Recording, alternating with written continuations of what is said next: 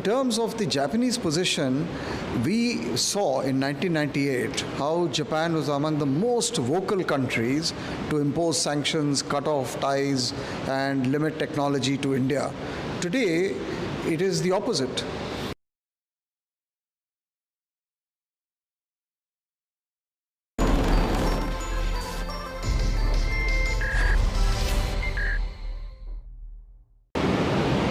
The Prime Minister of India, Shri Narendra Modi, is visiting Hiroshima, the place where the Americans used the nuclear bomb. The only time in the history of the world where an atomic weapon has been used in war. Japan has always had a love-hate relationship with nuclear issues, and India is also celebrating its 25th year of the Pokhran nuclear explosions. I have with me Ambassador Pankaj Saran. He is the former Deputy National Security Advisor, a member of the National Security Advisory Board, and part of NatStrat, and a visionary thinking diplomat for India. Ambassador Saran, how do you view Prime Minister Narendra Modi's visit to Hiroshima, and what do you see the change from Japan? Well, thank you, Pallava. I think, firstly, this G7 summit was set up a long time ago, and I think the choice of Hiroshima as the venue has a lot to do with their own domestic politics in Japan. So that's the first part. Secondly, obviously, India has said consistently that it is an advocate of global nuclear disarmament, that it does not believe in the nuclearization of the world, and that what happened in Pokhran 25 years ago was a result of many circumstances which forced India to go ahead with the nuclear option. But in terms of the Japanese position, we saw in 1998 how Japan was among the most vocal countries to impose sanctions, cut off ties, and limit technology to India. Today, it is the opposite. And the India-Japan strategic partnership has gone well beyond economic and trade and infrastructure domains to include cooperation in military fields, in the strategic domain, in high technology, in space. So and even there is talk of cooperation in the civil nuclear side. So obviously something has happened to change Japan's mind. And that something relates not just to India's own rise, which it sees, and how it sees India as a natural partner for Japan, but also in the change in the geopolitical situation in Asia, in the Indo-Pacific region, with the rise of China, and how countries of the region feel increasingly threatened by the rise of China, and therefore are seeking partnerships and coalitions to manage and to secure themselves from a domination and, let us say, a unipolar Asian region.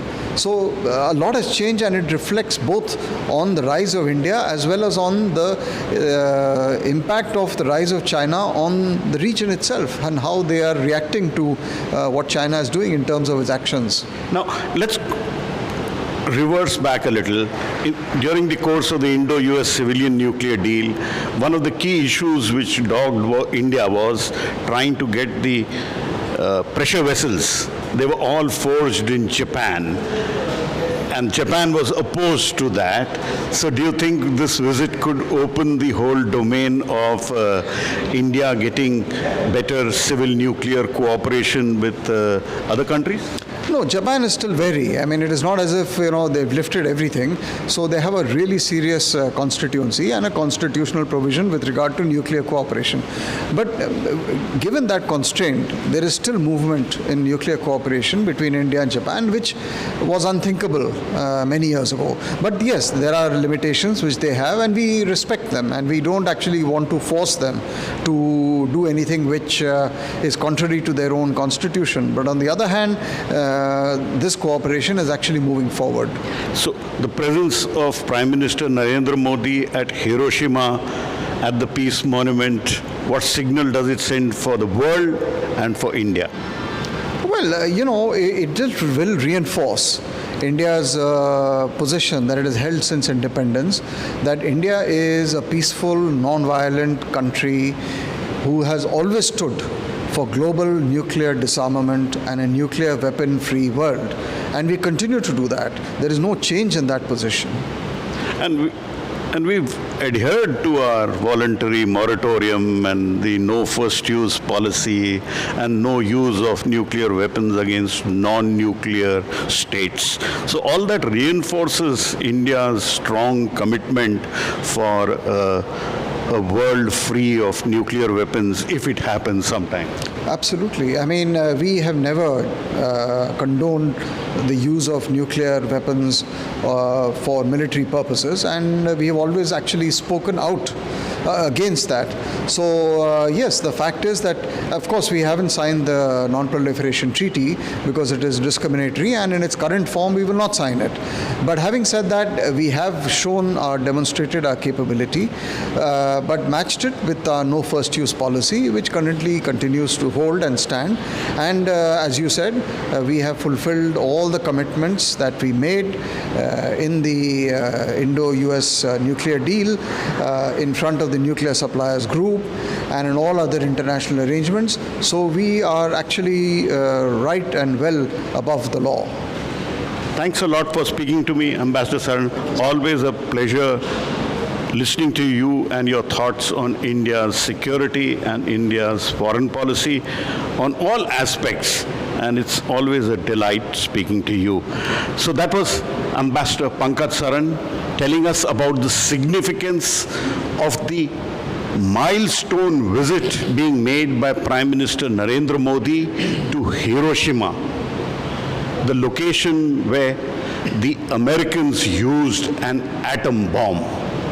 The only time in the history of the world where an atomic weapon was used in war.